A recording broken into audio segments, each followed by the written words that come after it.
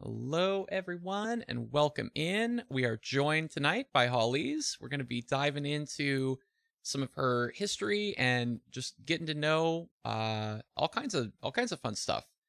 So, just right off the bat, as an intro for folks who maybe don't know you, how do you kind of describe yourself and what you do? All right. Hey, thank you so much, Eric, for having me on your stream. I feel very honored that I'm someone of interest to even interview. So thank you. Oh, for sure, yeah. And and to the viewer, my name is I go by Holleeze is my gamer name, but you can also call me Holly if that's difficult. It can be sometimes. My Twitch stream, I started off on Twitch as a StarCraft 2 streamer. I've since, played other games. I've been a big gamer my entire life. StarCraft 2 is just one stage of my overall gaming career. I hail from California, if you couldn't tell by my, I guess, accent. I don't know. I was having a long discussion about accents the other night, so that was like in my head. Um, and then what else about me? As a day job, I guess you could call it a day job. I work in the entertainment industry. Of how cliche, right? Like a blonde Californian person works in entertainment, and and that's what I do. Yeah, Just as very like cool. a surface level introduction hmm of myself. I have like plenty of other hobbies. I have like my hand in so many different things. It's a little unbearable sometimes. Like, No, I think that's actually interesting. That's definitely something that I want to dive more into. But let's start with StarCraft. So, how did you first get into SC2? So I first got into StarCraft 2 way back. Let me think. I feel old now, but it's interesting actually because I know so many people who play StarCraft 2 played RTS type games their entire life. RTS games were not even introduced to me as a thing until I was about 20 years old. hmm Like, so I was pretty old to be introduced to it. And I learned about Brood War from the boyfriend I had in college. We're still good friends. We're not together anymore, but he is the one who introduced me to Brood War. And then literally like a few months after that, that's when StarCraft 2 came out, Oh and wow. that's when I was introduced formally to StarCraft 2 specifically. hmm We just messed around with like the units and stuff, and I was just like really confused. I was like, I don't know what the heck is going on, like when we were playing Brood War in the dorms. hmm In the computer lab in the dorms, but and I thought it was actually a really fun way just to kind of bond with my partner at the time. Like we hmm played team games together in Wings of Liberty, so I picked up a lot of really bad habits from team games and from Wing of Liberty. Yep. Because we actually got to Diamond as a team back in Wings of Liberty, Oh which I wow. thought it was a big deal for me. hmm um Even though now that I'm a little bit it's a little bit different perspective in StarCraft 2, I know that diamond or team games don't are not as meaningful as I used to think they were.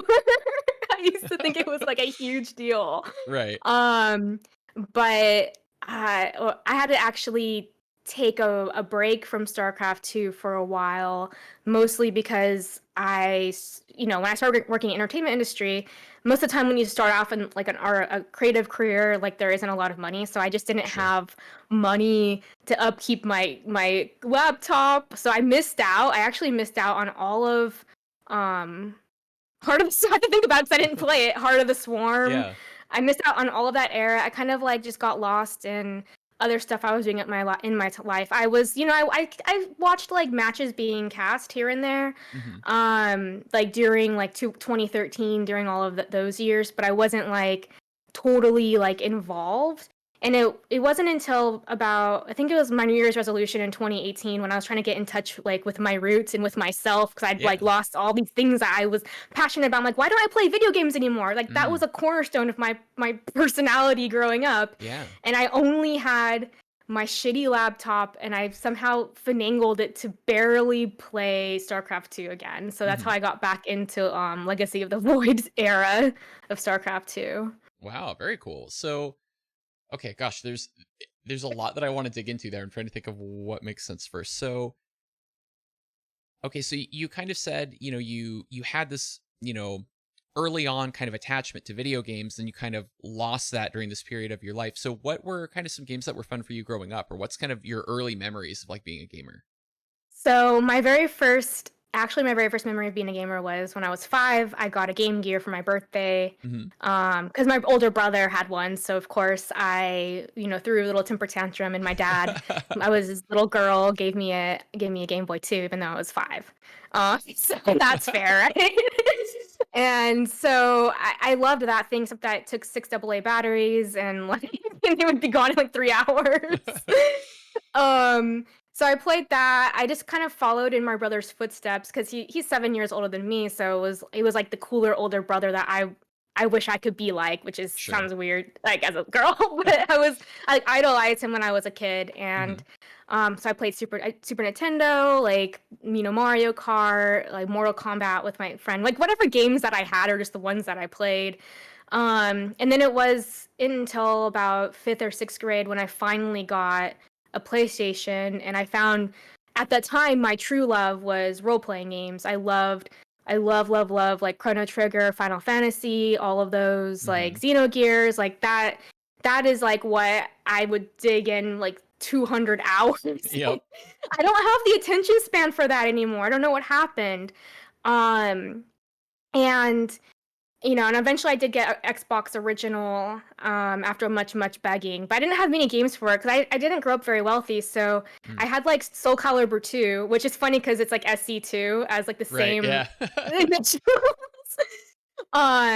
And I'm insanely good at that game, specifically Soul Really Calibur 2. Yeah, interesting. I cannot play it friends. Like I'm too good to play against people, like casuals, but I don't know. There's no pro scene for Soul Calibur 2. I missed out on that. Mm.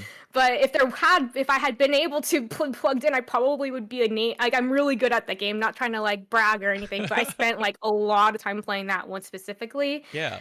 Um, but the thing that I really loved when I was introduced to the competitive side of StarCraft 2 was that it kind of merged my love of gaming and my competitive side, which most of my high school, even though I had video games, most of my high school was actually dedicated to being like an athlete. Like I was Mm. like my parents' star athlete, and I was in Oh wow. soccer, and like competitive sports was my life. Hmm. I didn't really have a lot of so games were my friends when I had time for them. But so yes, that's kind of like my video game journey. Is like I started out playing just like whatever everyone plays on, Nintendo, Super Nintendo, Game Gear, platformers. Which I'm not a huge fan of platformers anymore. I'm just like, Hmm. they don't stimulate me enough. Sure. Um, but and then I made my way into like very story heavy games, which I love. And honestly, I mean I aspired to like write like narrative games, and I'm Hmm. starting to kind of dip my toe into those types of fields professionally a little Hmm. bit, just looking into that because that was an old dream of mine when I was like in middle school. Hmm. But there were no like gaming jobs back then, especially for like females. Like my parents were like, Mm. you're like on drugs right now, we gotta get you drug tested or something because that's not anything. Mm. um and then when I finally found StarCraft 2 and other competitive type games, I was like, wow, like this is my jam. Like I really love it. It just melds so much of my personality together into like one little place. Yeah. Yeah. Totally. Very cool. So, I'm curious now, kind of to pull the thread of you said you kind of like lost touch with sort of this big chunk of your life that was like deeply important to you. Was that just due to like work being, super intense at the time, or what happened? Well, I would say, when you go to way to college, at least for me, I Hmm. can't speak generally, but for Sure. me, when I was in high school, I was kind of had this expectation of being like you have to be like a straight A student. I had like all the advanced classes. Hmm. I had a very like busy, and like I had no time for friends. So when I got to college, honestly, and I went to kind of like a hard college. Like it kicked my butt. Okay, so Sure. I Yeah. can say that I like struggled through. I went to UC Berkeley, and I struggled through that shit. Like it was Hmm. not easy. Yeah. So when I wasn't doing my schoolwork, all I was doing was socializing and kind of making up for lost time. And then between like all the academic stuff and then all the hangovers from socializing, I just like didn't have the bandwidth Hmm. to. And I realized like, and then the more you do academic stuff. Like I was writing like these very like academic ease history papers. I was a Mm-hmm. history major. Uh-huh. And so it's like you start to lose like sight of like the things that you used to love because you're just so caught up in this like I mean I love history too, but it's like a Sure. different mindset, you know. Mm-hmm. And then also, you know, there is a cost component to being a gamer. Mm. If you don't have the money to afford to have like consoles or Yeah. to afford to have a computer that could literally run a game. At least StarCraft 2 is old, so at least it Right. took it run on an old machine. But when you don't have the money, like you really just unfortunately can't like do it anymore. I was like on Reddit for a while, like back in the 2012, 2014 range. I Mm-hmm. don't really go on as much anymore, but I knew all the video game memes, but it just made me sad because it's like, well, I can't really Yeah. play them. So I just sort of even fell further away. So just like kind of to sum it up, a long-winded answer is like, you know, life, academics, struggling financially, just trying to like make my way as an artist in LA, Mm-hmm. kind of prevented me from really like playing a lot more games and being more involved. And I kind of regret that. I mean, I probably could have maybe went out to the bars a little less with my friends. Could have maybe like I had looking back now, like at my 20s, I'm just kind of like I had like really bad priorities. And I wish I was actually talking to one of my interns today, and I was like, man, like, you know, I know quarantine is depressing, but I wish I kind of had like a year of quarantine in college because I might have like been able to game more. I might be Mm. better at StarCraft 2 by now. Like if I had just like taken some freaking space, but it That's is what it funny. is. Kids will be kids, and I definitely was one of them. So It's so interesting. I don't know, like maybe this is a more common narrative than what I'm thinking, but I feel like you might be the first human alive to be expressing regret about going out too much and not playing enough video games instead of the other way around, right? um I but believe that you need balance in mm, life. sure. I think like socializing and going out is great, but I think like obviously video games isn't everyone's like jam or whatever, but Sure. I think you should enrich yourself in stuff that like brings like pleasure and creativity to yourself is Mhm. on an individual level as well as experiencing life. There has to be a balance because you can go out and experience life, but then you'll just lose touch with who you are. Mm, Or yeah. if all you do is just sit around and play video games and don't experience anything else, then you kind of don't grow or you don't learn any lessons. And Mhm. so that's kind of like the things I had to kind of reconcile as I've aged, as I've gotten older. Yeah, no, that totally makes sense to me. It's like I guess you could think of it like you know, if you want to have interesting stuff to talk about at the bar, you got to be doing other stuff and in other places than just at the bar, right? Like or you know, you could think of that you know, the same way about video games, right? If you want to be you know, you don't just want to like go hang out with your friends and be like, so the other day I was playing StarCraft and you wouldn't believe the thing that my opponent did, right? Like that's not really where I want to be when I'm socializing. Okay, just on like kind of a fun subject for a minute. You kind of mentioned, you know, for people to call you Holly if Holleeze is too hard. People get your name wrong, like I wouldn't believe. And for me, like, okay, when people get my name wrong, I'm like, yeah, okay, fair. I get it. It's like too many vowels jammed together, like doesn't make any sense, whatever. Mhm. I don't really know how people get yours wrong, but in any event, how did you settle on Holleeze as your tag? Okay, so this is it's a really dumb story. Okay. Um, okay. So basically, when I was in college, I was in a sorority, and we had to do stupid things like put these like name tags on our doors. I lived in the house, a Mm-hmm. sorority house, Yeah. and for some reason my stepmom sent me this like coloring book she bought from the Dollar Tree store. Like it was a Bratz color. I don't know why she was just sending me like little like she missed me, so she's like, oh, this is like fun, so here.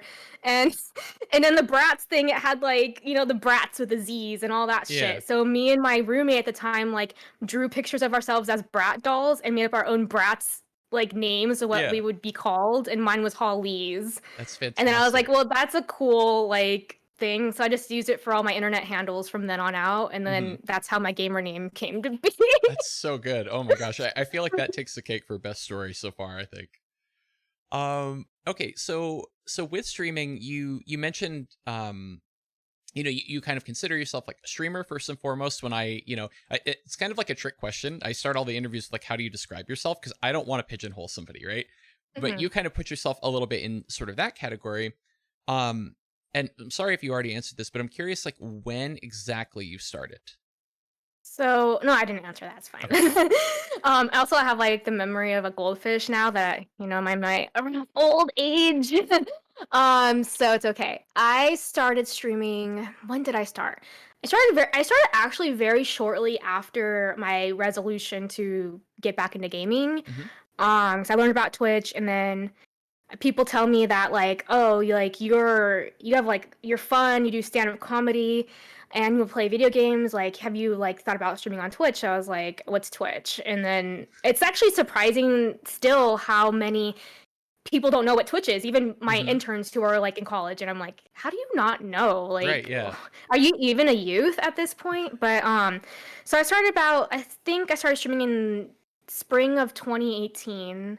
Um, like, I just dove in. I didn't do any research. Hmm. I'm the kind of person that, like, hates tutorials in video games. Hmm. I just skip through it, and then I'm like, why can't I play? Like, what's going on? Because I'm the person that, like, skips the instructions. I just, like, want to get to building the thing, you know? Hmm. Like, I just don't have patience. So I just, like, figured out, like, I did XSplit. Hmm. And I just figured out I didn't like watch anyone's streams. I didn't watch any other StarCraft 2 streamer, which I honestly think was a huge mistake. Mm. Like I made like every mistake in the book to begin with just because I was like I don't feel like, doing any amount of research whatever. Hmm. And I had like my two or three actual like in real life friends who were on my stream, and but like the layout looked horrible. Like my camera was like this tiny little like square because I just Hmm. thought that's like what it should like in the lobby. So I Hmm. was like, this is what it should be, right? I don't know. And in those streams, I actually have footage of an old one, which is it's not good, but I have it for the lulz. Yeah. Um, and you know, because it honestly streaming, it's a lot. I feel like like it's not that hard because but I've put 2.5 years of research and learning Hmm. and networking, and not networking in a like skeezy way, but like a Yeah. networking in like a friendship way. Hmm. Um and just like learn like I said, yeah, just massively learning about this platform. So when I try to teach other people, I'm like, you should stream. And then when I say, oh, don't worry, I can help you set up their Streamlabs. I can help you do the panels. I can help you do. I'm like, whoa, what's happening? What's happening? I'm like, oh, I didn't realize it was like actually that involved. And Hmm. I should give myself and everyone who has a stream credit. Like we learned and did Right. stuff. But I, you know, so I streamed like very sporadically, but there was no semblance of a schedule, so to Hmm. speak. And I just did it when I could. And then I would say, I'm trying to remember, it's been a minute. I got affiliate like in fall of 2018. Hmm. And then I sort of stopped streaming for a bit, but that winter, 2018 through 2019, I like kind of just felt I go through a lot of phases, especially when you're working in creative industry. You're always in the self comparison bubble, and like Hmm. I was comparing myself not to other streamers, but just like my other endeavors. I'm a writer, so I'm like comparing Hmm. myself, and I was just like kind of feeling bad, and was like maybe I should be focusing more on that instead of streaming. Hmm. And I just stopped streaming for a minute, Hmm. completely. And I actually there was one person, like when I came back, I took a 3-month break. So I had a viewer count of maybe 10 people. Hmm. Yeah. And so I took a break for like 2 or 3 months. And then when I came back, I had a viewer count of 3 people. Hmm. So that was a bummer. Yeah. But I actually had a community member who he came back, and Hmm. it took a little bit for them to come back, and then and I was like so like just touched that they even would come back to my stream after I was gone and after it was so Yeah. bad before and all of that. Um, so I eventually started to put like research, like I started watching more streams. People started rating me in the community, which, Hmm. honestly, I don't think I would have any viewers if it wasn't for the community of StarCraft 2. Like, it's just like been everyone's so awesome and like Hmm. supporting, especially like if it seems like you're trying. I Hmm. think Yeah. it's a very supportive area or space. Hmm. So that's kind of like the beginnings of my stream. And I've like been able to upgrade stuff. I got a parries at work, so that helped a lot. Yeah, totally. Very cool. Yeah, I definitely agree. It's actually I feel like a little bit rare how much our scene does kind of try to uplift new people. And you're right, it is, especially if it's obvious that you're like trying to have a good stream or like care about your quality. People are like, "Oh, you're putting forth the effort. Yes, please. Like take let me just shovel viewers your way." And it really Yeah. does help because yeah, when you're in that, that especially that initial bubble where it's like, okay, yeah, I've got my like two or three friends who I told I was going to be streaming in real life, and now they're here watching, and I hope other people come by. Um, yeah, so yeah, I totally get you. So one thing that's kind of interesting here along the lines of developing your stream. So you made the decision at some point to really diversify your content, and I feel like you've done a great job of this in terms of like it's very clear, what games you're going to be playing when, and you kind of, take some of these efforts like pretty seriously, right? Like you've been, working on, learning StarCraft, but then you were working on learning League, and it's not just kind of like, I'm just sort of playing some League. It's, you're trying at these games. So how did you think about diversifying? Like how did that sort of start? Well, StarCraft 2, honestly, I'd realized I had been streaming 1v1 ladder for almost like 2 years. And like that's the only game I was playing. I mean, I love Yeah. StarCraft, like don't get me wrong, Hmm. obviously. I would never say otherwise.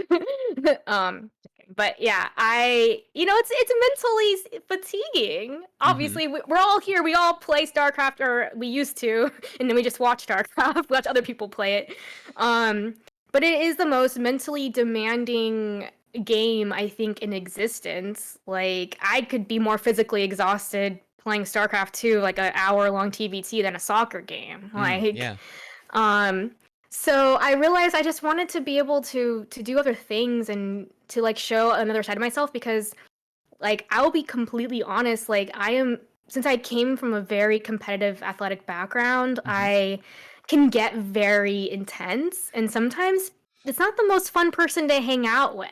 Okay. Especially when you're beating yourself up. Hmm. Like I had parents that really pushed me to be like the best of the best, and don't you dare not be good, and that's one of the best for me, but then it was just their way. So it's like I'm really, one of my weaknesses is that I can be very self-detrimental and like be like, you're stupid, like why did Mm. you like right click the Viking and kill it, like dumb, like stuff like that. And then like, so I just realized I was kind of like, I'll go through like peaks and valleys of like, oh, like it's fine, I can just brush my stupid mistakes off and I learn, I look at the replay. And Hmm. then sometimes I'm just like, I cannot watch the replay. I don't Yeah. care. We're moving on. I don't Right. care, chat. We're not looking at the mistakes. I don't want to learn. Yeah. I blah blah.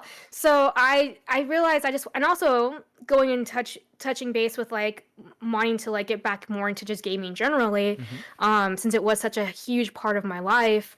I stream, so it's like I want to be able to play games and stream, and like maybe branch out of the community a little bit, bring in some more like different communities into my stream, and then maybe Hmm. they'll find StarCraft. Like maybe Yeah. they'll watch me play Star. I actually do have community members that have found me in other ways, like Twitch sings, Uh-huh. and they stuck around for StarCraft. Yeah. And they're like, "Oh, this is interesting. Oh, like I didn't know what this was. Oh, this is like crazy." And but I will admit, I've the past like 2 or 3 months, I haven't been really good at a schedule. I've been of different diversifying my content. Like I don't even have a schedule right now. Actually, my internet's like there's a power outage. Like that's neither here nor there. But I can't even stream this week. But I that's something I know I could do better as a streamer, is Mm. like let the community know like when I'm gonna play what. Mm. For a Hmm. while it was like League I'll do on Wednesdays with my mod Mind Games.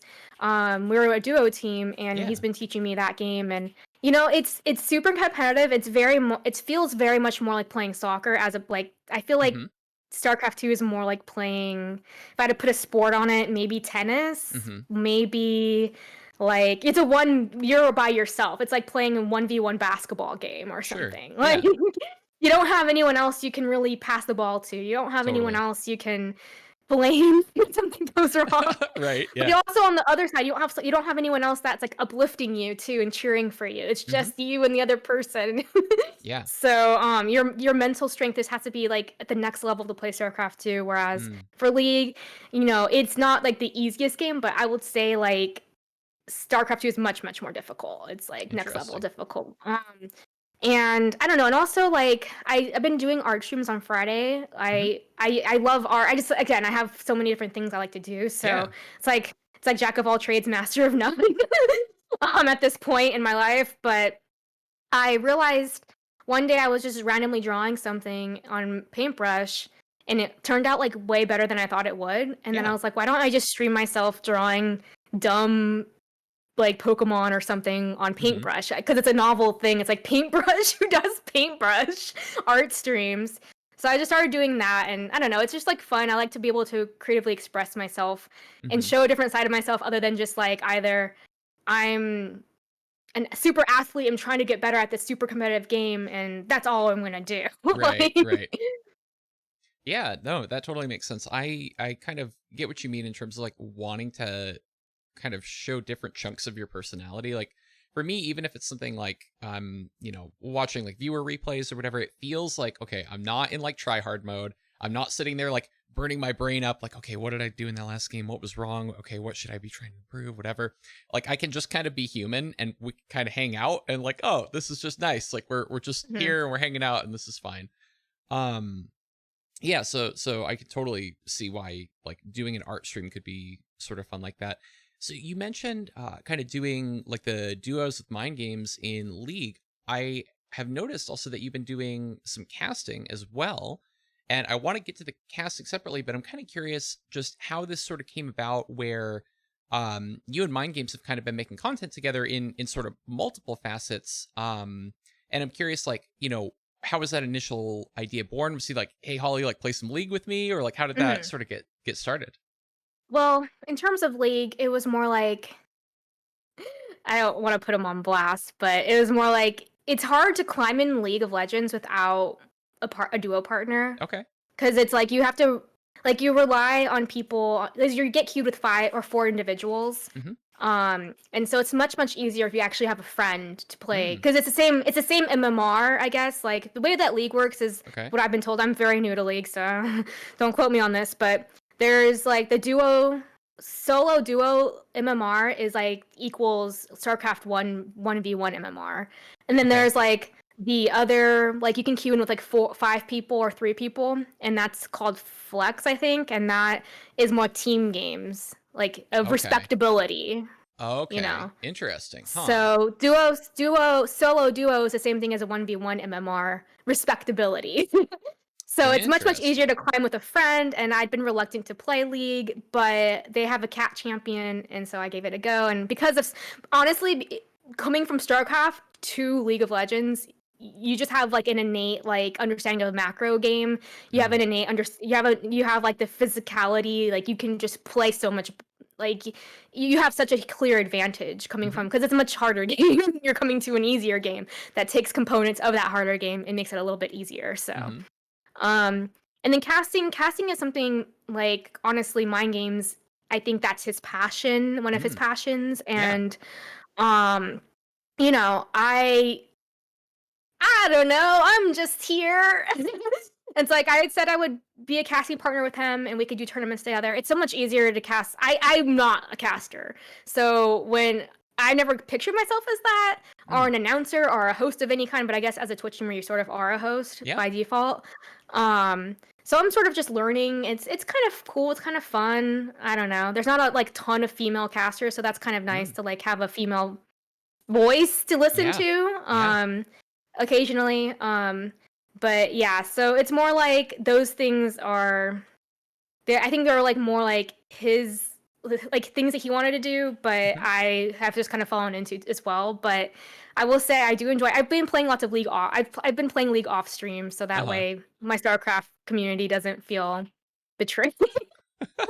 So I've been climbing in League, but I Yeah. need to practice some StarCraft soon. So That's funny. Yeah, it is. That is a dangerous one to go to for whatever reason, and it's so funny because you kind of mentioned earlier, like you've brought people to StarCraft from other, Twitch categories, right? It's not like you doing this other stuff is like damaging to StarCraft, right? In fact, it's helpful, and it's also just good business sense for you as a streamer, right? Like, you can't Mhm. kind of have all of your eggs in one basket. I say that as all of my eggs are firmly in the basket of StarCraft, but you are doing the smarter thing by, kind of being a little bit more spread out, and sort of saying, hey, like, I'm a streamer who you should watch for my personality and for a variety of games. Like, that's just good business sense. But yeah, it's also good for StarCraft. So yeah, but I do sympathize with you in terms of, like, if I ever want to stream anything that is not StarCraft, I'm like, oh, I don't know. Yeah, it's very, Twitch is like a funny thing because it's one hand, it's like you want to hang out with your friends, and these are cool people, cool ass people that you get to Hmm. nerd out with. You don't meet people in the wild that like play StarCraft. It's so rare. Yeah. Unless you introduce it to them and like you spread the Right. Yep. like that's what happened to me. I was intro to it. Um, but on the other hand, if you are Twitch streaming and a content creator, it's like it's difficult because you are creating content for an audience, and I feel like the StarCraft 2, I feel like any community, I don't want to say Hmm. just StarCraft 2 blah Sure. blah. I think any community in Twitch, it's like they see you as a thing for this product, like Mm. so StarCraft 2, or they see Yep. this thing like you play Minecraft only, or Hmm. you play I love you when you play Grand Theft Auto 5, Hmm. like, Hmm. or I love it only when you do cooking stream. Right. Because they kind of categorize the streamer in that way. Hmm. And I think that like when that streamer is doing that thing that you didn't follow them for that, like, Right. Yeah. so it's hard because to break away and be just like a streamer doing whatever the heck they want, like that, it's hard to retain an audience because a lot of the people watch you for only one with specific experience, which I Hmm. don't blame them. It's like there are certainly people that I don't really watch like do other things, like, and Sure. I'm sure, like, even larger StarCraft 2 streamers, they could be playing StarCraft 2 to like thousands of people, and then when they switch to like some other random thing, it'll drop down to like, a paltry 300. Right. Yep. But still, it's like everything is relative. It's like, Hmm. for streamers that when we pull in like 50 people, that could seem like huge amount to someone who usually has a viewership of only like 15 people. Yeah. But then Totally. it's like if you're a streamer that normally pulls in 500 and you had 50, then you're like, wait, that doesn't feel good. And Hmm. then just keeps kind of trickling up, and that's the only thing. This is like a random long tangent, That's long fine. No. tangent. But it's like when you also, that's the thing I don't like about, I kind of had to take a little bit of a mini break in the fall Hmm. with streaming because you start to feel, or not, I shouldn't say you start, but like just generally people, I can Hmm. assume. I know I started to feel like the numbers game of it all, and Yeah. I didn't like that feeling. Hmm. Like I like to create content, and like I like to provide a fun experience and a fun place for my community. And then when you start to think about like, wait, like how come viewership is dropping, or how Hmm. come people don't do, because it's like a social media, so it feels very personal. It feels Yeah. very like, Uh-huh. wait, people don't like me anymore, like what did I do to make Right. them mad? But Yep. then you don't know people's lives. It could, especially if you don't have 1,000 people that come to your stream every single time you turn the stream on. If it's like Hmm. 50 people or less, people could have, they're having family drama, or they're like having homework, or they're Hmm. sick, or like so many other things. They don't like owe you the time, but it's like hard to kind of reconcile that with the like feeling of like, wait, like the number count is lower, or like, it's just so Yeah. stupid. Yeah. Yeah. And so, You're like, wait, it was 18 instead of 23 today. Was my stream shit? What did I do differently? Like, yeah. you can make yourself just absolutely nuts with it. Yeah. So it's, I've been doing better, I think, trying to just feel like I'm just going to create the content I want to create, and I want to like have fun, and I want to actually just, sometimes like the weird thing about playing StarCraft 2 and being a streamer and dealing with these emotions of being a streamer is that they can pollute your mind when you play. Mm. So it's like if you're streaming StarCraft 2 and you're letting these negative thoughts about streaming seep in, at least again, when I say you, I usually just mean myself.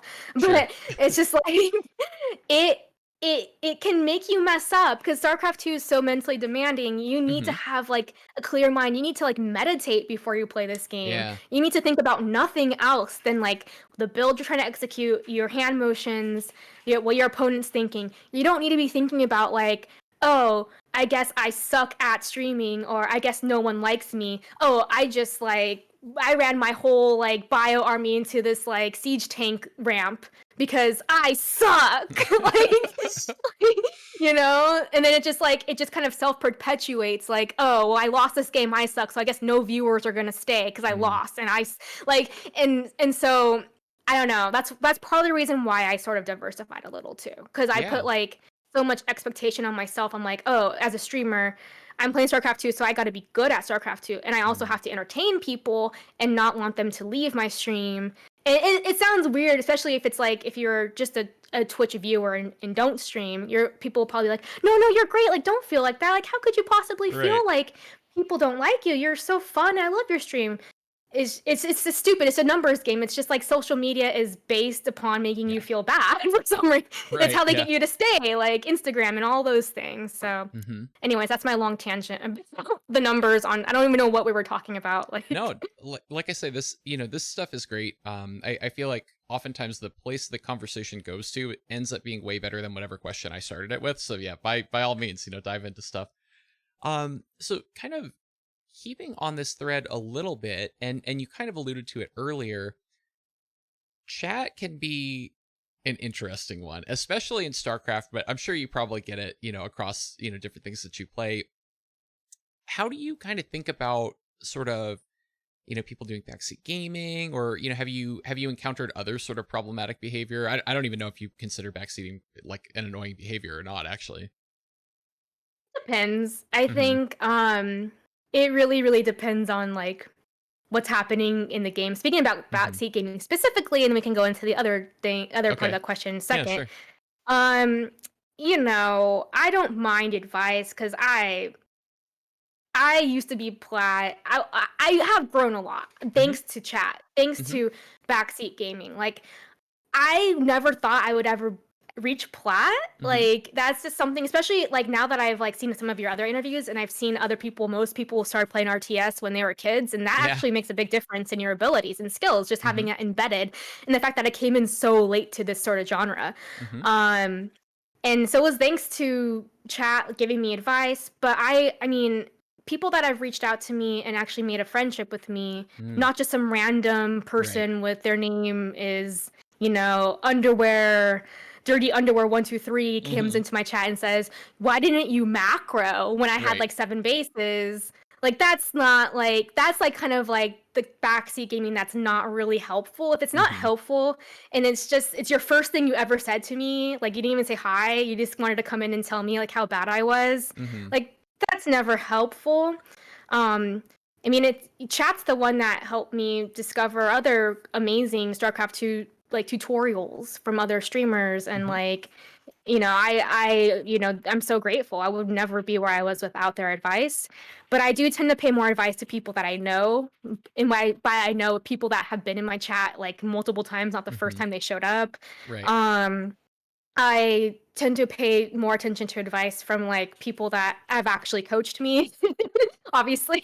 Right. People that I know that are good players. And the thing about also another thing to think about for backseat gaming in general, especially with a game like StarCraft 2, it's kind of like being a writer. It's like when you play a game and you look over at the chat and then you see like what they said. Like I've stopped reading chat while I play. I sometimes flick up and say some stuff if I see a joke. Hmm. I shouldn't, and it makes my gameplay. I'm polluting my brain. Um, but it's kind of like what the chat says are notes. Basically, if you write a Hmm. script, you get notes, and sometimes the notes are really dumb, like very, very stupid. And when so it's kind of I use that skill like in my writer Yeah. world. It's like I can just be like, okay, you're dumb. You don't know. Like Hmm. I know, like especially now that I've been streaming for so long, not like forever, but for a while, and I've been playing Sure. Yeah. StarCraft 2. The more confidence you have in yourself, the easier it is to be like, you don't you don't, just because my border says gold, I've been in plat, and I know that I know the things I need to work on. That's on me. But I know that you coming in and complaining that I did a cheese build, like that is the one thing I get a lot, because I vary my play. I play macro games sometimes. Sometimes I will stream and I will be like, I'm gonna play a 1 hour TVT. That's my stream. I plan on it, and then usually the game ends in 20 minutes, unfortunately, because turtling is just so strong. But you have to be in a mental mindset to want to play a turtle game, especially as a Terran. So, and sometimes I want to play or practice my crisp, very just hard, fast-hitting cheese builds, and those, for some reason, I get people that will message my mods, message me sometimes, being like, I don't want to watch your stream anymore because you do cheese only. Right. When there are streamers that their whole careers are built on cheese. Right. I don't understand like the hatred, but it's also very like annoying. It's like, you have nothing better to do than to message my mods and then complain about my gameplay style. Like, so that's kind of like where that it's not helpful, and I don't know. But in terms of other problems in chat, I used to, I don't know. I'm very low tolerant nowadays. Like, when you're starting out as a streamer, and especially if you have no network and you're just or turning the stream on and you have no one, you try to like, I wouldn't say like let things go, but you kind of let things go, hoping that you don't want to create like a thing where it's like, oh, ban hammer no matter what you say. But if the first thing they come into my chat is like the very first thing they ever say is something very, very offensive and very like misogynistic, or tell me to go back and play The Sims or whatever dumb thing like that, it's like you instantly are gonna be banned. Like there's no redemption. Like, get out. There's no redemption. I think it's important to show that the chat is a safe space, like not like a safe space and like, oh my gosh, we can't make anything like slightly offensive or else I'll ban, but a safe place to not be like, like have bigotry, or I don't like things that go against my core values as a human being. Sure, yeah. So like those are the types of things that like I just do not tolerate. And I think that it's like important to show strength too, because sometimes if you don't show strength, I've learned, is if you let chat kind of get out of hand and you don't like take control, you kind of have to be like a teacher almost, like in middle school. Like if you don't take control, like people can steamroll over. And especially there's one other thing, maybe two other things, I don't know. My brain is firing at all cylinders right now. Sure, but there is this thing that's happening on Twitch that happens to other female friends of mine, and it's called hate farming, where like people will look for female streamers to raid or send their viewers to just like go crazy at, and it actually hasn't really happened to me like that much. Usually they'll send their viewers to go like say bad things in their chat, and then they'll pull the stream up and then make fun of them. It's a bannable offense on Twitch. Like you get insta banned. It didn't really happen to me. It's happened sort of like it happened in my Discord once. So I've had to mod people to make sure. But I'm just like on it, and you don't react. You don't feed the trolls any emotion, and they just go away, because like what are they gonna do? Like it's not fun to troll someone who doesn't care. So that's how I've just dealt with it. And I think ever since like those like that thing happened, and then like me just putting my like number one rule is don't be a dumbass, ever since I did that, like I don't really have too many troublemakers. So yeah, it's so funny. I feel like sort of throughout this conversation, as we kind of like, have talked through sort of your history as a streamer, starting from the very early days and stuff, it's almost like the hero's journey of streaming, right? It's like the streamer's journey. You start out and you have like your 3 friends, right? And they're your viewers. And then you do this thing where you get overly concerned about the numbers. And then, you have to learn how to deal with trolls. So there's like all of these things that I'm like, yeah, I remember that too. Like with, I guess the big exception of like, I, obviously haven't had to deal with like the misogyny stuff. And I'm really, really glad that you raised that, because I feel like it's this thing in live streaming that like doesn't get talked about. Like it makes people squirmy, right? They don't want to like think about the ugliness that exists in like on Twitch, right? And people talk trash about, it's, female streamers get more viewers and whatever. It's like, no. You don't realize like it's a harder job. Like you and I both turn on obs and stream, but your job is harder than mine. Like you're Mm. dealing with different behaviors, right? Um yeah, I don't know. I didn't know about the hate farming thing. That's absolutely wild to Oh, me that that's yeah. such It happens, I think, more often in the FPS mm, categories. mhm, Which I don't play FPS. I don't enjoy that type of game. mhm, But yeah. I mean, I think it's just been a thing that's been prevalent since gaming. You yeah, mean the very short version of the story is like back in the 80s, marketing execs thought games were for boys, even right. though they were unisex at the time or whatever you want to call Mhm, it. mhm, And then because they're marketed towards boys, it became like a boys sphere, and yeah, parents would buy the boys stuff, and then it just kind of proliferates from there. right. Like I mean, I back in my day, because I'm, in my 30s, it was harder to be a female gamer. It Mm, was it was like you were shunned in middle school. Like, don't ever even talk about it. But I became mhm, friends with a bunch of nerdy guys, so I could trade Xbox games with them. uh-huh, um, and there was a little bit of difficulty, like going to GameStop. You feel like people mm, staring at you, like weird. It was a yeah, weird time in the early 2000s. I'm glad to see like so much has changed. I mean, so much more needs to change. I don't want to just become like a TED talk on like females and gaming, but sure, sure. I think nowadays it's a lot. It's so much better, and I'm just I'm glad that there are so many. I have so many female StarCraft 2 friends. I never even like met another female that plays StarCraft 2. Mhm, Well, actually, I only met like two other people IRL, so it's just not a huge sample space. But now because of Twitch, it's like I have at least five. yeah. No, I mean So, it's yeah. really important, right? Like as you say, I mean, the history is what it is. We're stuck with it now, but yeah, it was very much skewed, and like even things like you mentioned earlier, kind of you adding some diversity to the caster space, right? Even though you don't think of yourself as a caster, it's not like your go-to Mhm. thing. That is like just good, right? Like it's good that somebody could turn on Twitch, right? And maybe it's a younger female player and it's like, oh hey, like that could be me, or maybe that could be me for another game down the road or whatever. Like I don't know, I just think that's really cool. You touched on a little bit of kind of your play style, right? And saying that you want to kind of be diverse across cheese and macro and stuff. That was kind of how we got on this thread of kind of people in chat being haters, right? Mhm. um so I'm curious to pull on that thread a little bit more. Is that just because you want to be kind of well-rounded as a player? Is it so that you aren't so predictable? Like how do you kind of think about that, or how did you decide to kind of learn different styles?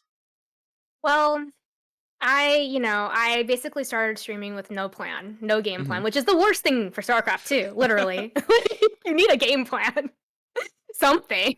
I was just Hmm. like, my Wings of Liberty strat was build mass Banshee and Hmm. Viking and just like 3/3 armor, and then it was like invincible, but that was Wings of Liberty, so I Sure. that doesn't play the same now. um and I was struggling for a while with a game style play, and then someone in my Hmm. chat recommended Vibes. Obviously, everyone knows his Bronze to GM Hmm. Yeah. build. Not I can say everyone knows, but if you don't know, you should check it out if you're new to StarCraft 2. Yeah, for sure. Um, and I started doing his Bronze to GM build, which it's very for Terran, and I know he's not like Terran isn't his preferred race Hmm. to play, but Terran was the race that I knew best, the only race I knew at the time, only race. Hmm. Um, and so I kind of like his advice was mech or like in early ranks. Hmm. Yeah. And so that's kind of like the game playstyle I'm just used to because I've practiced it so many times. Hmm. But there are so many limitations to mech, and you don't see many professional Terran players playing mech games, and Mm. that's for a reason. and Sure. I and it's fault. There's a little bit of fault on, I mean, a lot of bit of fault on myself because I haven't really watched most of his stuff after class. So, Hmm. because Hmm. like I never got there, so I Right. just Sure. was like, um, and it's kind of interesting is that because I have so many different friends of different like StarCraft 2 races, I should Hmm. specify. Oh gosh. Get us banned. I have like I know I have so many like Protoss friends, so Hmm. many Zerg. I have a lot of Zerg friends, so Hmm. many Zerg friends, and they're all just dying to watch me play these other races. Hmm. So I've learned. I've learned how to play those other races. I'm actually higher in Mars of Protoss, of course. And then and so I spent some time like kind of like trailing away from Terran. I haven't, again, the whole thing of like jack of all trades, master of none. It's like I've spent time just dilly-dallying around learning fun builds for Protoss and Zerg, and I got to plat 2 on Protoss and gold on Zerg, and almost plat in Zerg. And so in a way it's good because venturing off these little things, venturing off on these other types of ways of playing StarCraft 2 has kept it a little bit more interesting. It's also really great because you understand how it feels. You understand how it feels when a Hellion run by comes by. You understand the timing so much better when you like ladder as the other race for a while, and you understand like the weaknesses and where they are like in the time frame. Just so much more better than I think if you never touched or tried. But it's kind of steered my focus away from Terran. But then going back to your original question, playing mech it's mentally draining because you have to macro 200 supply, and it's very much just like macro. It's like turtling in and then a moving and hoping that like they don't have like a tank line that you just die into. Because I've definitely I've thrown so many TVT games with a tank line, like 3 tanks on the high ground, and like my 200 army's just gone. So I just moved into it. Right. And so that gets mentally draining after a while. But I've always been pretty good at macro because when I was on the 2v2 team with my my now like really good friend, but my former boyfriend from college, I was the macro person and he would do the attacks. So I would basically make sure I was defending the base, and I got and I would just send him the resources. I'd have enough to make tanks and upgrades and banshees and Vikings, but I would send him all the extra stuff. So like I was in charge of that. So I was just really good. I'm really good at macro because of that, because all I knew how to do. And I knew how to make banshees and shoot stuff like one-shot things on the ground, and people would get mad. So I felt like my macro wasn't like the thing that needed the most help. It's obvious. I think it's just like different strategies in general, just like being able to know like, oh, I can vary it up and like play a Reaper Rush, and knowing the most efficient way to do the Reaper Rush is really important, because people roll their eyes at a Reaper Rush, but there is actually a very efficient way. And I'd have like master level players show me how they do it, and it was way different than how I had been doing it. And I actually just watched an old replay today from a year ago with a failed Reaper Rush. It was really embarrassing. Like it was so bad. I was just like, I saw that VOD and I was just like, I've gained so much more confidence. Like I waited till 5 Reapers pulled and then jumped in, and I somehow like still messed it up. They had 1 Marauder, and I'm like, I was like to myself, like, jump in. I had like 1 Reaper, just get in there and start microing around and like distracting. So but and also it's just like it's interesting. It's fun to do some weird stuff sometimes. Stuff that's like people don't expect are off meta. Like I really like, even though I get frustrated with myself, I really like doing Thor rushes because it's just like at 4 minutes, oh, Thor is here. Thor is here. It's just like funny, and I think people really like I think people like watching it, except for the people that direct message me and tell me they hate me for doing cheese. Right. But I think like veering it up, it just makes it interesting for you. And then if one day if I'm ever good enough and I was ever in a tournament and there was like a best of 5, like you want to have different types of builds. You don't want to just have macro, same thing. Like sometimes it's fun to catch your opponent with their pants down. It's like, oh shit, like there's 2 barracks and now Marauders are coming out. It's just like, I think it's really funny, and it adds a little bit of humor and I know it sucks having it done to you, and like then there's the karma, but then you learn how to hold those things. Like I remember when I finally held like my first cannon rush. I mean, I have some good friends who are cannon rushers, and I love them very much. But if anyone on ladder who does cannon rush, I have no respect for, because you're just winning with structures. And a probe, I guess probe is a unit, but come on. So like when I held my first cannon rush, I mean, I was coached to learn how to hold it. Like I didn't just naturally learn how to hold it. Like there are certain things that I think are so valuable. Like if there's a certain thing you suck at dealing with, to ask someone who's a much better player than you, how do you hold it or how do you deal with this thing? Mm-hmm. So I feel very confident in holding Cannon Rush, except for PvP Cannon Rushes. Those Mm-hmm. are really hard. They're Yeah. really, really hard. It's like its own beast, isn't it? Hmm. Yeah, it's interesting. Cheese is such like a divisive thing because I get what you're saying. Like, there's the humor element. There's almost like a suspense element too, where it's like, okay, she's doing it. Is it gonna work? Like the proxy pylon's down. It's like there's no going back. The gateways are going down on the map. Going back, I tried so many times and it does not.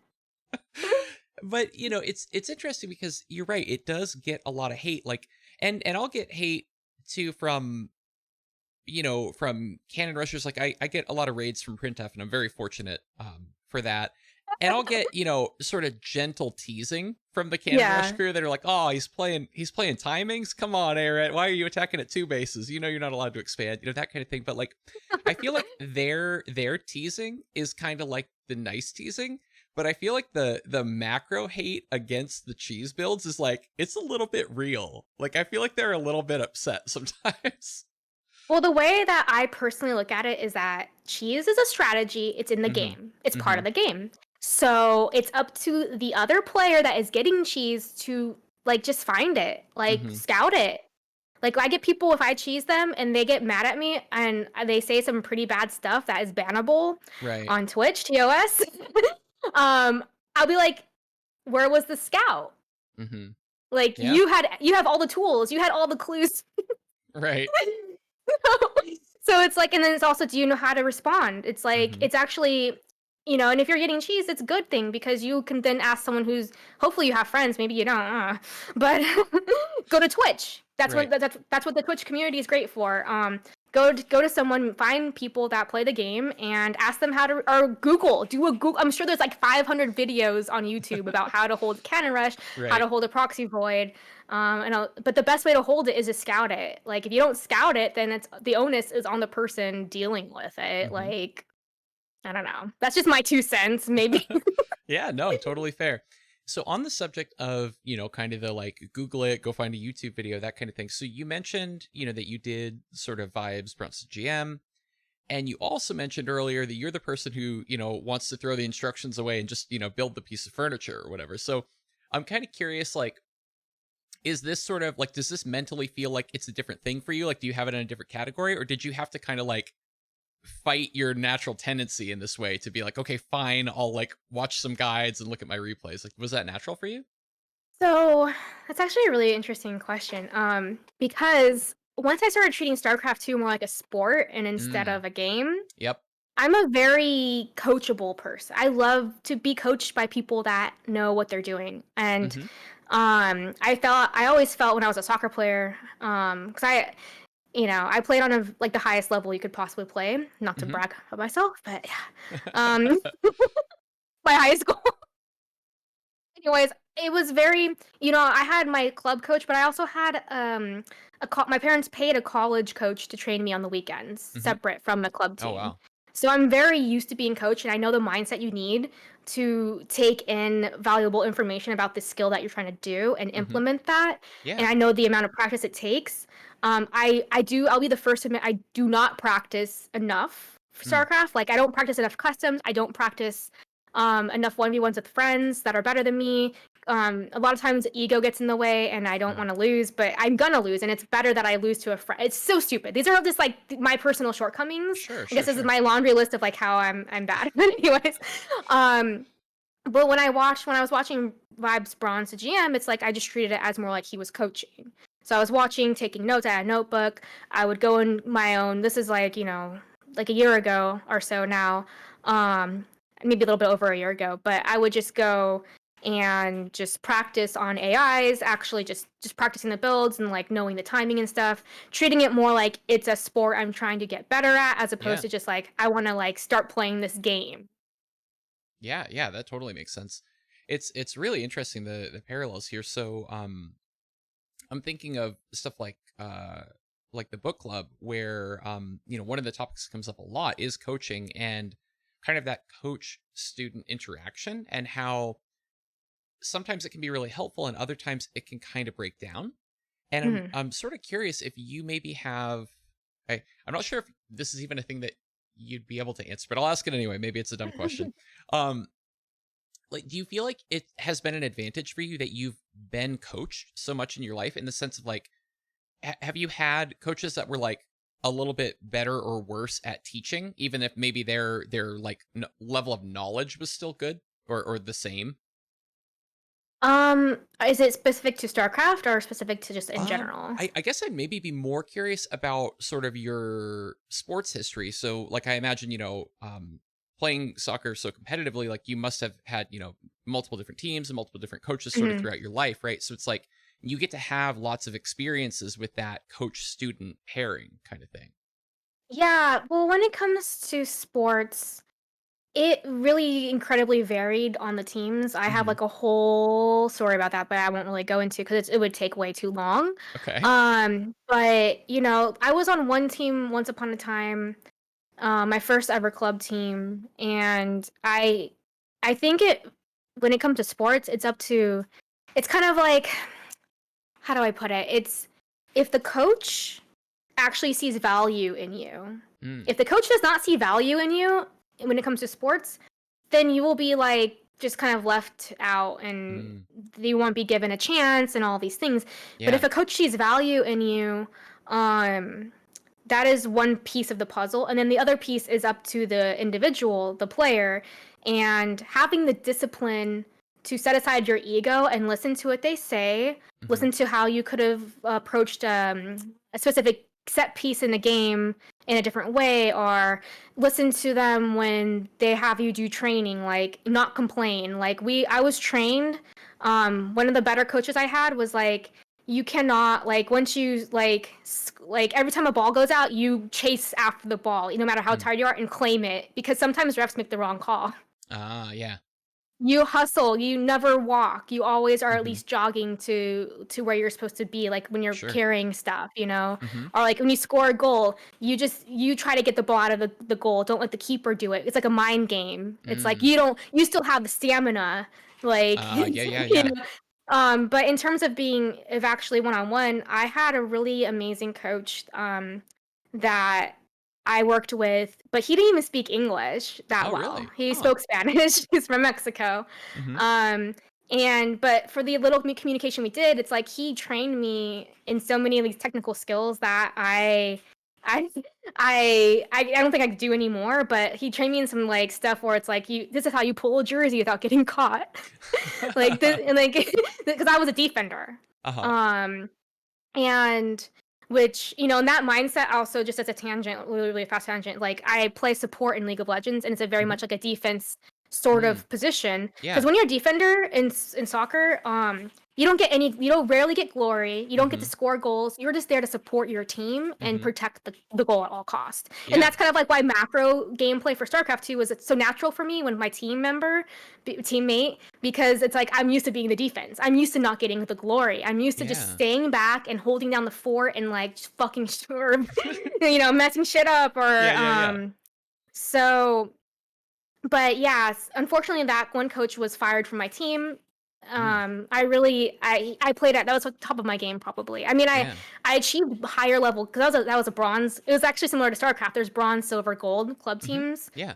That was a bronze team actually, and I achieved a gold, but I wasn't with him. And I Mm. did have a really amazing my coach for um that was we hired her from the University of California, Riverside. Hmm. She was really great in that because when you're on a team, it's hard to give individualized attention. Hmm. Very difficult for a coach to do that. But when you are working one on one with an actual coach, like Yeah, trainer yeah, that you're yeah. hiring, you just have to be like completely present. Obviously, you have to be willing to again take in their advice. You have to be willing to not beat your. It's like very similar to StarCraft. You can't beat yourself Hmm. up for a mistake. And you have to kind of let it go because you'll keep making the same mistakes over and over again if you Yeah. don't let the mistake go and move on. Hmm. There's like a very strong mental component to to being coached and getting better at any sort of skill that requires that I guess requires coaching. Yeah. And and also knowing that someone has your back, like knowing, I don't know, I don't know if I guess Twitch chat in a way, I sometimes feel, but sometimes I feel like maybe they want me to lose when I'm cheesing someone. But knowing, like, if you know someone's in your corner, it's like a boxing. You know that Mhm. I don't know much about boxing, but the guy that like rub like that like you're Yeah, yeah. sweaty, like the cartoons of He, boxers are he's like like he's like, yeah, hit him low, you watch that got right you got hook. pushed in Like, the eye, and yeah, they're like fixing you up. Like the guy's in your corner. Like that's probably where the phrase came from. sure, yeah. Like knowing someone's in your corner and has your back and cheering for you, like can do so much wonders for your mental strength when you're actually competing. So I'm assuming probably somewhere in StarCraft, if you have a coach or a team Mhm. and they're cheering for you and you know that they have your back, even if like it all doesn't go perfectly, can really, I think, elevate gameplay. Yeah, yeah, absolutely. It's it's really interesting that you kind of draw the distinction between sort of a coach and like a private instructor, right? And I guess in my head, I fell into the trap of like somebody who hasn't played a lot of team sports in their life of like, for me, it's like, I don't know, the word coach just it gets used for both things and it's sort of whatever. Mhm. But yeah, that's a very sort of interesting distinction. I'm like, I know you said you like the soccer stories are kind of a deep rabbit hole, but I'm so curious to pull on the thread of like, you had the Spanish speaking coach and he taught you so Mhm. much, even though you couldn't communicate very much. Like, how did that work? I just have to go down that rabbit hole. I can't not do it.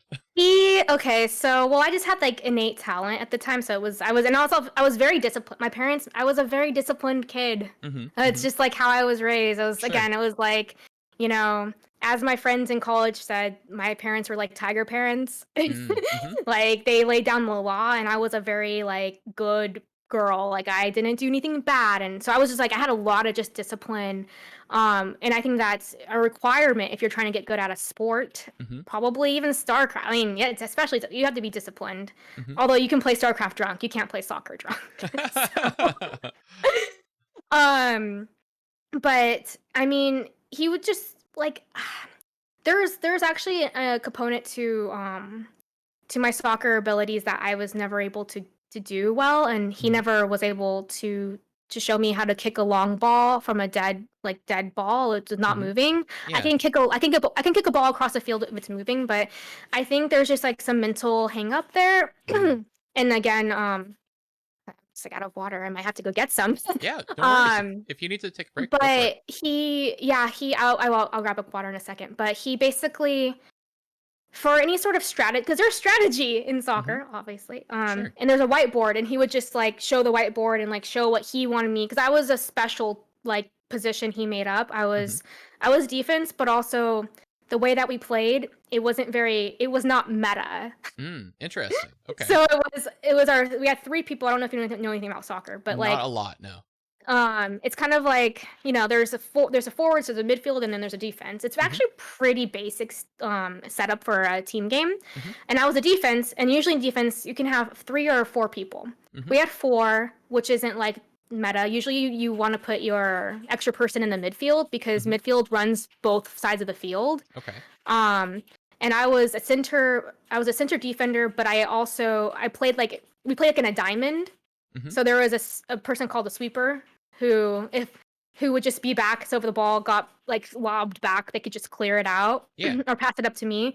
But I was a person that would, if there was someone on the other team that had if the other team had a good player, like a really good, and we knew they Mhm. were good, like a Yeah. forward who was fast and like just amazing on the ball and could score, I would usually be tasked with being like her bodyguard. So no matter where she went, I Yeah. followed her, no matter Interesting. what. So, and it's tiring, and it's like a big Mhm. mind game because you get into their head, Mhm. and they're pissed because they have someone on them shutting them down every time they get the ball. Right. And it's have to be very like in shape to do that because they're running all around, trying to get away from you. And like one time I even was actually punched by someone. Oh, wow. Yeah. Wow. Somebody's Uh, mad you were cheesing them and they yeah, I punched got you. punched. Yeah. Jeez, it gets That real team on the tried to soccer recruit field. that team tried to recruit me, actually. No way, that's But wild. that's when I was on the top of my game. I wish like iPhones existed because there's like no footage of it. But yeah, so I forgot what the original question was at this point. Oh yeah, The coach, yeah. how he explained stuff. I mean, he would just show me. I mean, he spoke Mhm. a little bit of English, but it wasn't like a lot. Mhm. Mhm. He would just show me. It's like, oh, we do Jersey, and he would like get next to me and be like, pull like this, keep your arm in like this so you can't see, Mm. like and stuff like that. And I just like I vibed well with him as like a mentor, and I think Yeah. that just mentally elevated my gameplay. Mhm. Even though it was like an unspoken component. Like I don't know, like I don't Yeah, know yeah. why I played better for him, but I did. And then Hmm. when he left, I still played well, but not as good as I did. That's so interesting. Yeah, and I mean it definitely mirrors kind of what I've heard from other people and what I've read sort of about this dynamic. Like if you have like the right coach and stuff really clicks, it's kind of really really something else. But yeah, if you want to break for water, I can definitely throw up like a BRB screen and we can just do that Yeah, real quick. I just need to grab some water. I'll be right Yeah, back. totally. We are clear. Chat, we will be right back.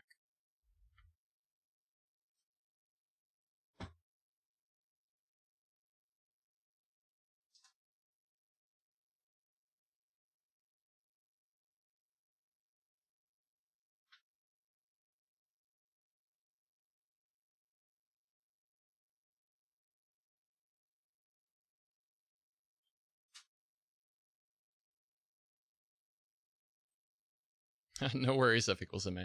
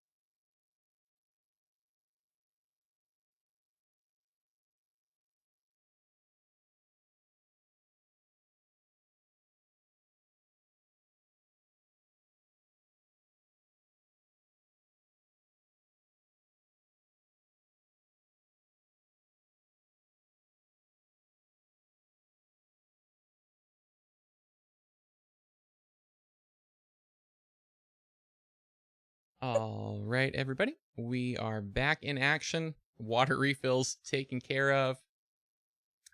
Yeah. So, okay, we kind of talked about mindset and we talked about coaching. And you said yourself, Holleeze, that you're a person who is interested in like lots of different things and in your life you've kind of had many interests and experienced lots of different things.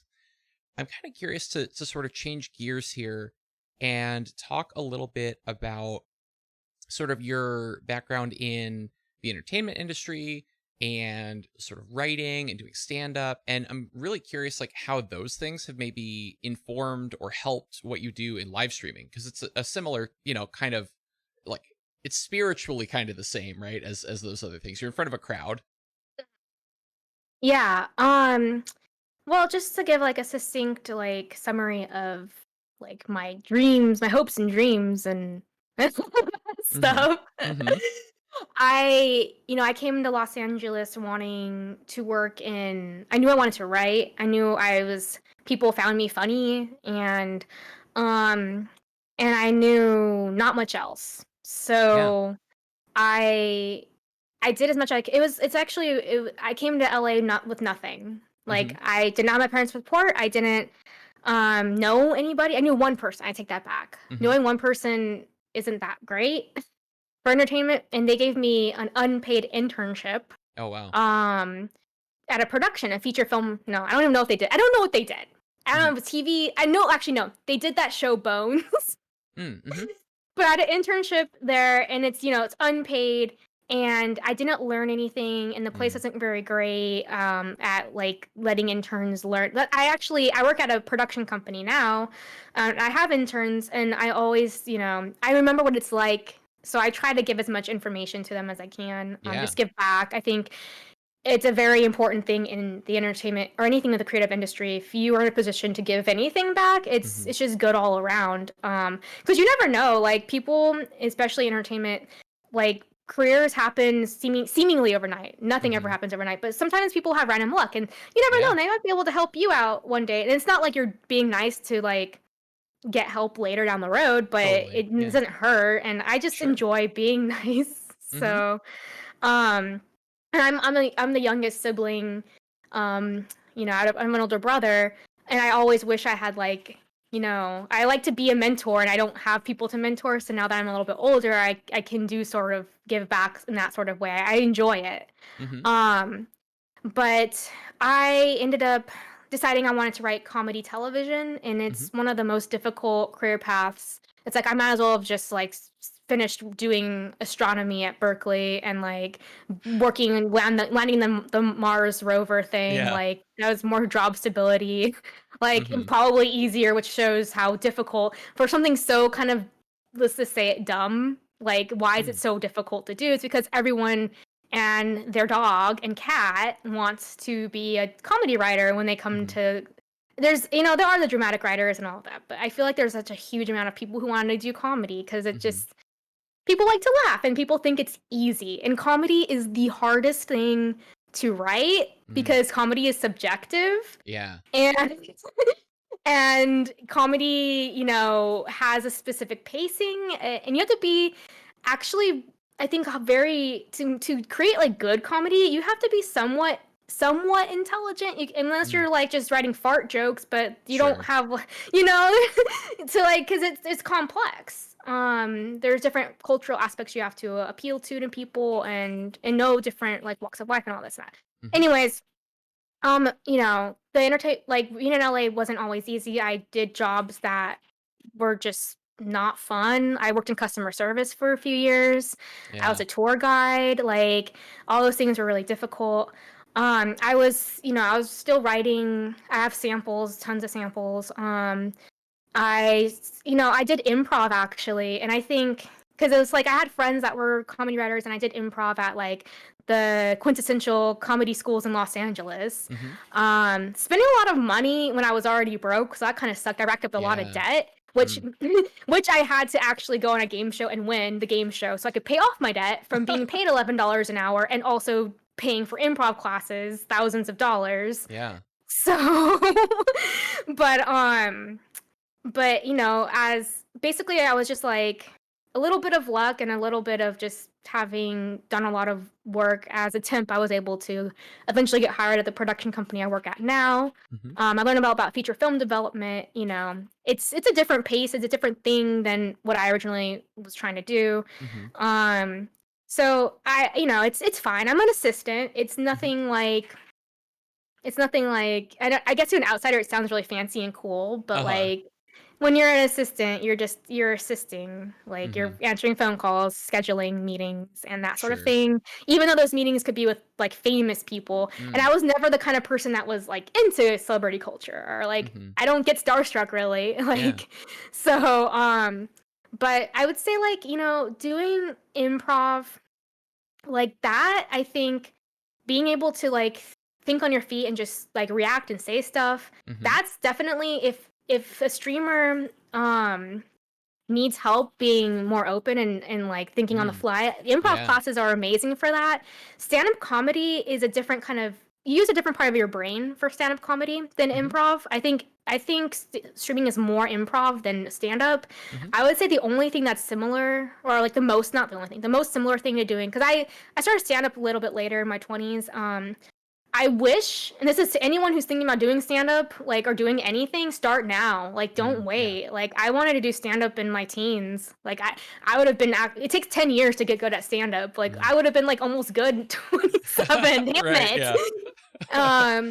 It's just start. That's why I started streaming with no knowledge Mm-hmm. of like anything. I just want to just start. Like, once you Yeah. just start, then you can improve. You can't improve unless you start. Mm-hmm. So, but doing stand up, um, the thing that it prepares you for streaming is just like being able to bomb Like when you stream, you turn your stream on and you have like 3 viewers and Mhm. they're all like skinny seahorse or like those bots. Yeah. It feels like it's kind of the same feeling as bombing in a Mm, way on a stage, and just to be able to keep the show going. And like, because every stand-up comedian, if you watch any of their specials, they talk about when everyone bombs, even paid. They're like, they're getting paid thousands of dollars per gig, and they're bombing. mhm. And it's something that's really hard, like to just like it's kind of like losing a game on stream. It's the same feeling, especially if Yep. it's a game like with a known other player or someone else who else is streaming, and you Mhm. don't like it's that feeling of ego and failure wrapped up in one. Yep. So if you can get good at bombing and be okay with it, like I think it helps. It can give you a protective layer, a shell, if you will, if as a Mhm. streamer, if you feel like your stream quality isn't where you want it to be. What else? What else were we saying? My career. So yeah, I'm currently working. I have a passion for writing like animation. Like all my Mhm. samples are animation. Most of the stuff like Rick and Morty style type animation. That's Mhm. like that was like my bread and butter for a while. I actually have a sample of Rick and Morty I wrote as a for my portfolio. But Mhm.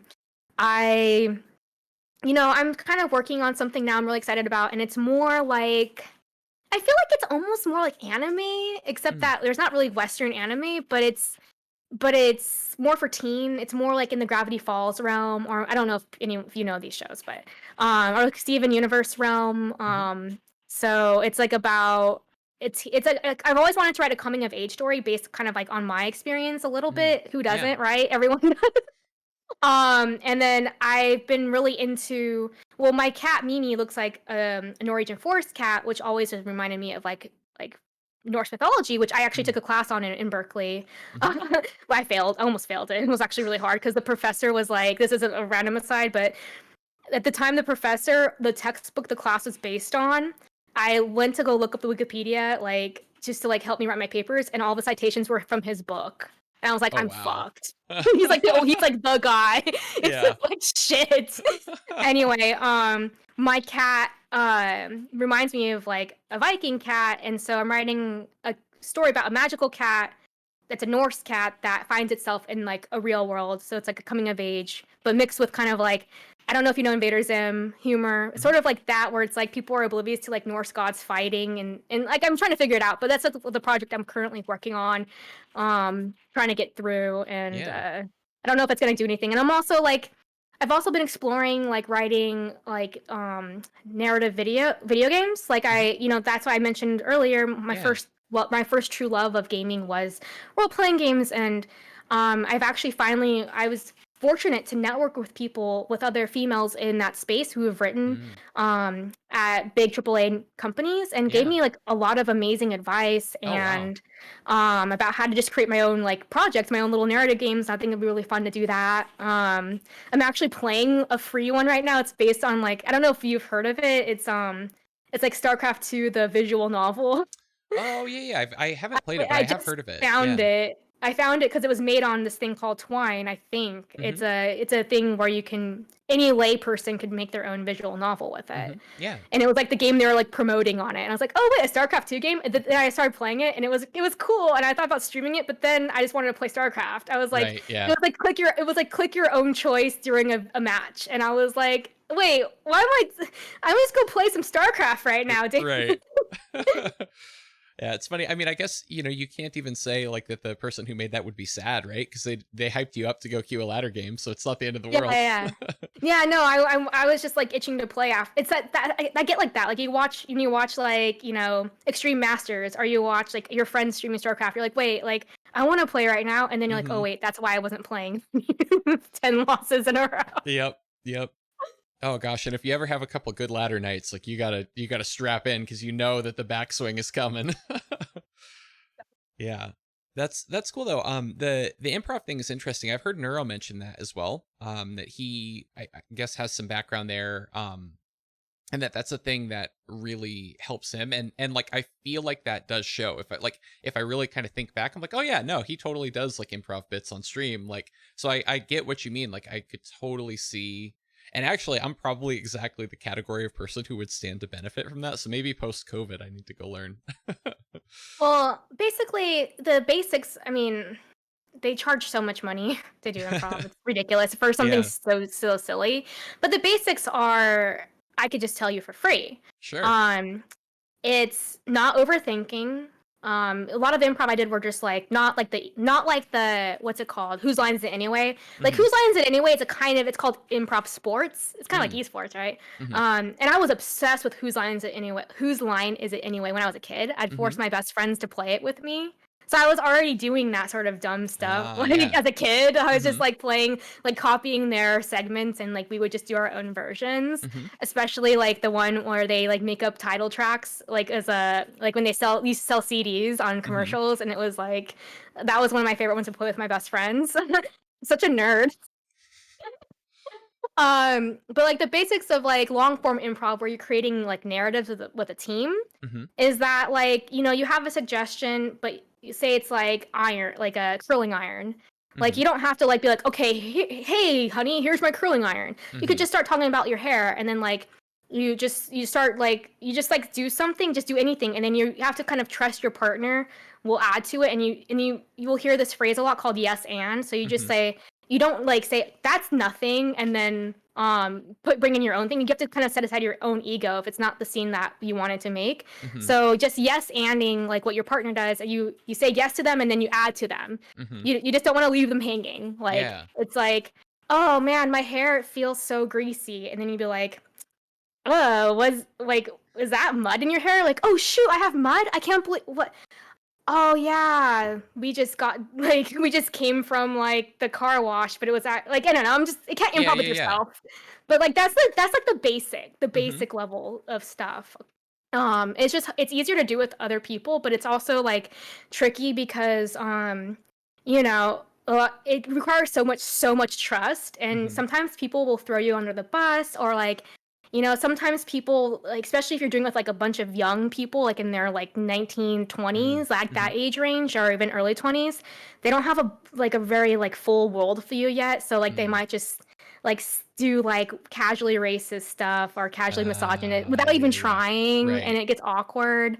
That's the only downfalls of like the classes I've had. But Mhm. if you have like one friend that you enjoy goofing with, Mm. that you can talk into doing it with you, it'll like heighten the experience like Mhm. tenfold. Oh, interesting. Huh, yeah, no, that totally makes sense.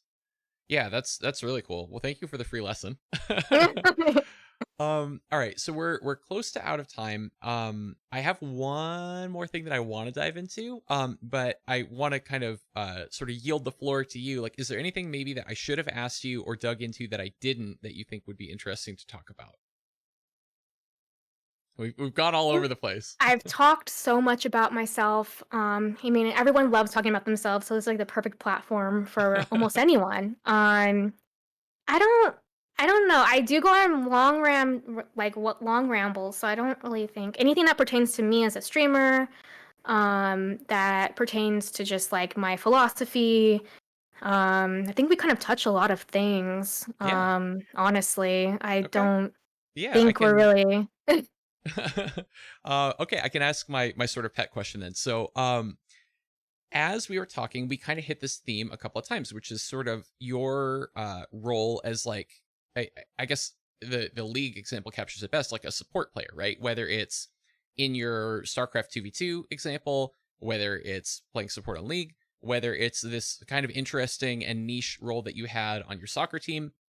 It seems like you've always kind of fallen into this like kind of a shape of a competitor, right? And I'm curious if you have thoughts as to why. Like, is it just kind of a personality trait? Is it, I other people don't want to do this and I want to win? Like, what kind of motivates you towards that sort of a role, do you think? Well, to be frank, when I first started playing soccer, it wasn't my choice. Okay. I was very out of shape child. I just played video games all the time. Mm. And I remember the very first soccer practice I was dragged out to, I couldn't even run the warm up lap. Like Oh, I okay. was dying. Yeah. And and like when you play soccer or any sport, they put you in the role they deem the least important if you don't know how to Mm. play the sport. So I was thrown in defense. They're Mm-hmm. like, whatever. But honestly, like I mean, every role is important, and that's like it's like a really it's not a good philosophy to think like, oh, only the people who score goals are important. It's Right. like Yeah. all the roles are very important because if you have a bad defense, it could cost you the game. It Hmm. doesn't matter how many goals are scored.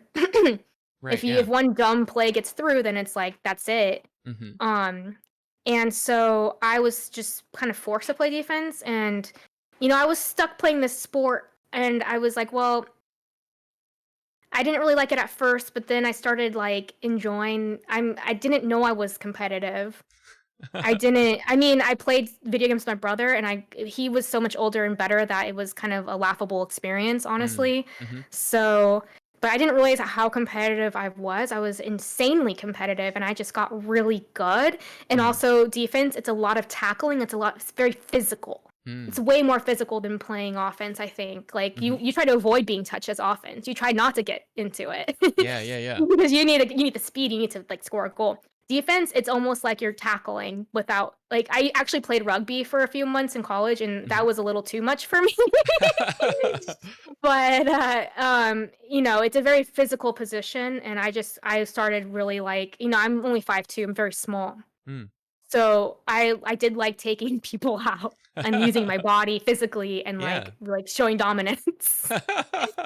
Yeah. And but it's very like, critical. Like the whole team, it's a team sport. I mean, basketball, you're playing offense and defense together, like as one unit, because you Hmm. you go, it's only 5 people per team. But as Sure. soccer, it's like you have a specialized role.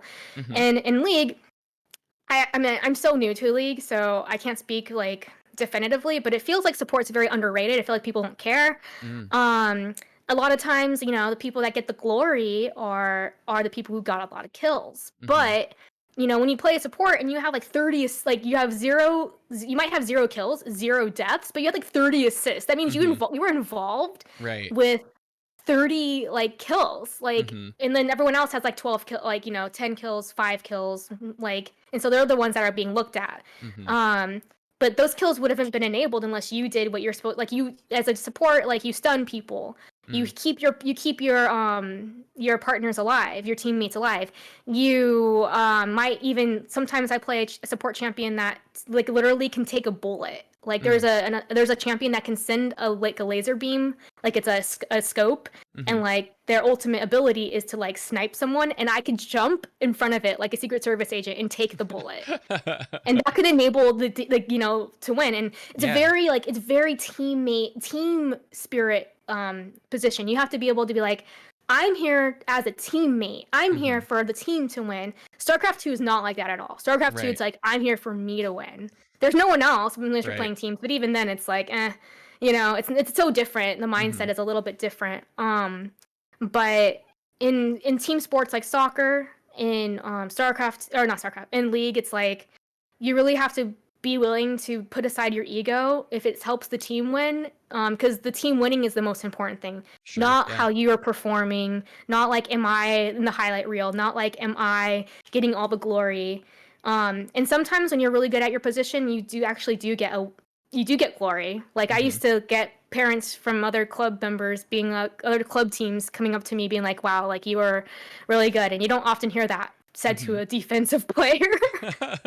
So Yeah, especially not when you're like just being this monster that like shuts down the opposing team the whole time. Like there's almost an incentive for them to be kind of mad at you, right? So it says a lot yeah, that they're kind of complimenting you after the fact. yeah, I love stopping people.